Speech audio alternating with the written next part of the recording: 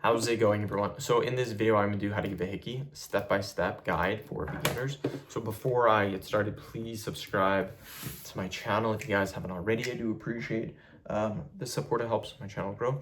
So how do you give a Hickey? Very, very simple. All you do is you take your lips and you suck on the area where you want to give the Hickey. This works anywhere on the body. You can do it on the neck, the chest, the back, it doesn't matter. Most Hickeys though are on the neck because it's visible and it's at eye level. So most Hickeys are on the neck, but again, this trick works anywhere on the body. Never use teeth. Teeth will permanently damage skin cells. So again, all you do is you take your lips and you suck on the area where you want to give the Hickey. Here's the most important part. It takes a minimum of 60 seconds to give someone a Hickey. So if you only do it for 10 seconds, that is not enough time. You will not be able to give someone a Hickey. I've tried this. It has to be a minimum of 60 seconds to give someone a Hickey. You do this, you'll be able to give someone a Hickey every single time.